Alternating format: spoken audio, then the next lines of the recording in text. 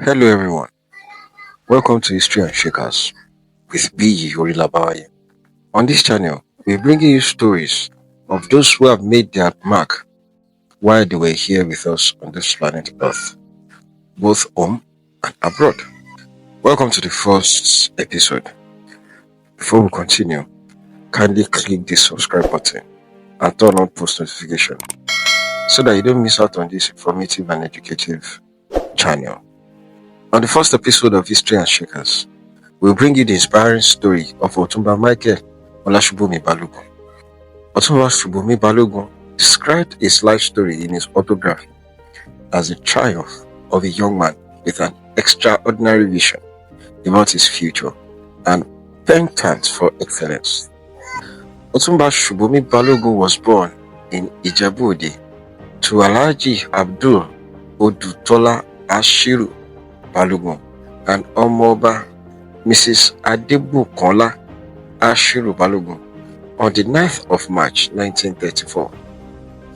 He attended Igbobi College, Yaba, Lagos, where he met some eminent Nigerians like Chief Michael Ibru, Segun Awolowo, Vice Admiral Akin Oduwo, and many others. He got converted from Islam to Christianity in the school. Otunba Subomi Balogun later went to the London School of Economics and was called to the English bar in December 1959. He was also trained by the government of Western Nigeria in law drafting, where he became the first Nigerian trained as a parliamentary counsel. Otunba Subomi Balogun completed his course in the late 1960s, not quite long after Nigeria got independence, and returned to Nigeria in February 1961. He started his career at Western Nigeria Ministry of Justice, Ibadan. He was later invited to the Federal Ministry of Justice in Lagos by the then Attorney General of the Federation, Dr. Teslim Olawale Elias, where he was made the acting assistant parliamentary counsel of the Federation. Otunba Subomi Balogun got interested in the blossoming private sector and registered with Nigerian Institute of Management, NIM, where he took some management courses. Otunba Subomi Balogun got interned by one of his friends, Mr. Gamaliel Onosode, who was a senior executive with the Nigeria Industry Development Bank, NIDB, of a vacant position, which was the company secretary and legal advisor. Balogun put in his application and was invited for an interview where he outperformed others. Meanwhile, the then Federal Minister of Finance, Chief Festus Okotie Ebo, had a candidate, Mr. Jemide, one of his brothers-in-law, who was only called to the English bar. He wasn't a graduate and didn't have any training in legal draftsmanship like Balogun. Yet, he was chosen by the minister. The minister, Chief Okotie Ebo, later boasted that Balogun could only be the secretary to NIDB on his dead body, using the famous phrase, "over my dead body." On December 24th, 1965, barely few months after Jemide assumed duty at NIDB, he was going home for Christmas holiday with his family and had a fatal accident at Ore and died on the spot. And on January 15th, 1966, a coup was staged by some young officers in the military, where some prominent political and military leaders were killed. Unfortunately, Chief Okotie Ebo was among the casualties. This is a strong message that in everything we do, we should all be careful of what we wish for, and especially we should note that there is power in the tongue. Thereafter, the NIDB job was later advertised and Otunba Subomi Balogun got the job as the head of the legal department and company secretary. In 1968, Mr. Balogun was sent on a training course, an attachment to the World Bank and the IFC in Washington, where he was exposed to the operations of the capital market. He was later moved to the newly created Icon Limited Merchant Banks as executive director. But instead of making him the managing director of the merchant banks, where he played a prominent role in its formation, Balogun, who was well educated and had more experience as 42 years old, he was sidelined, and a 32-year-old John Payne was appointed. Predictably, Balogun was hot and fought seriously against the injustice meted to him.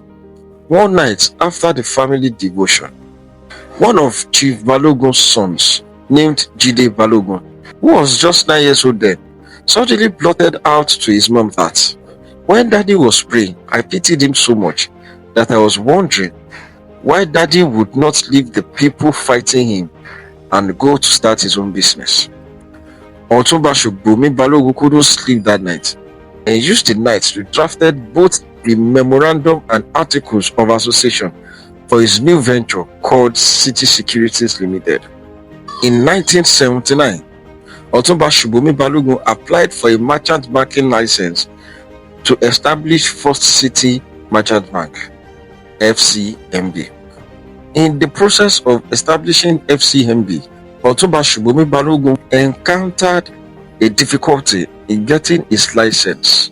In his words, he said, "I had a friend, Dr. Alex Ekwueme, who was the vice president. We had been friends before the war and after he came back from the war. So at the Cathedral Church, my wife and I planned that when Alex was being led out, that I would grab the dress and my wife would grab that of his wife.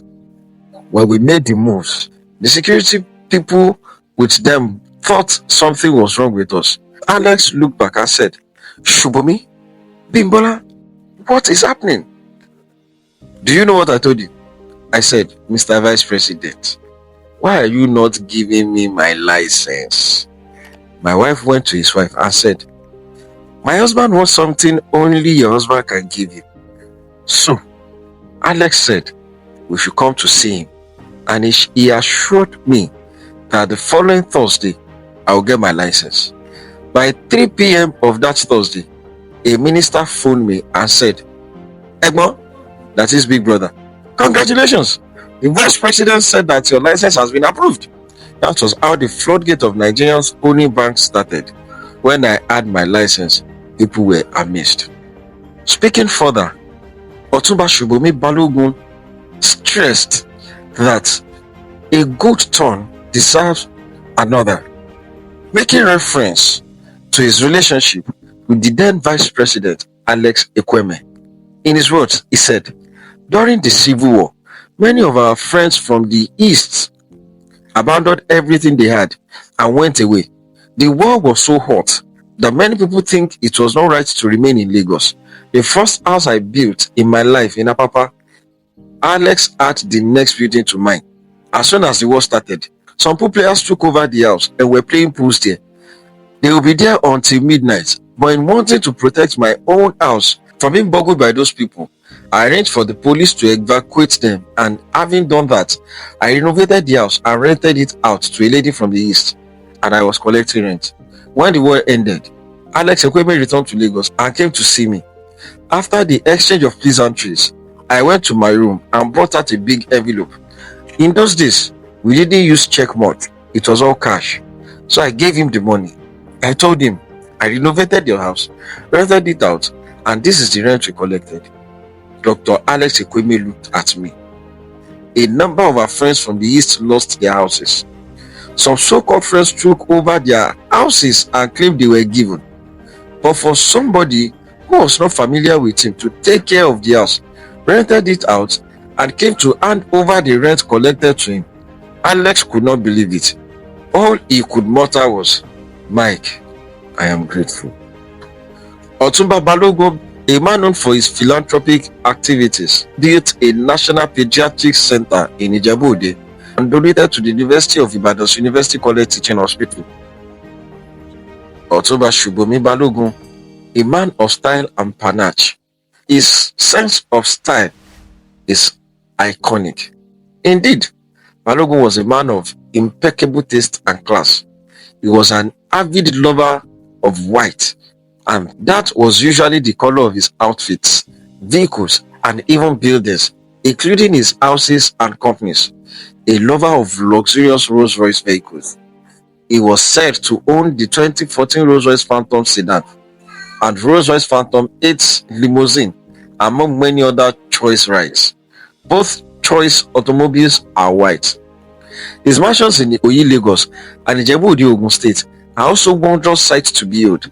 Built in a similar design and pattern, they are both white, have swimming pools, lawn tennis courts, guest quarters, spacious car parks, and other amenities. Whatever that has beginning, they say, must come to an end. Otunba Subomi Balogun, a man of style, a community-minded man, a Christian leader, an astute banker, and doted father and husband, like all mortal, passed on in London hospital at the age of 89 on May 19, 2023. Otunba Subomi Balogun left noteworthy legacy behind, such as great children like Bolaji Balogun, his first son, Ladi Balogun, former MD, FCMB, Boyega Balogun, and Jide Balogun, together with his beautiful wife, Olori Abimbola. They are all raising the flag high. Thank you for listening to this episode. Don't forget to subscribe, share, comment.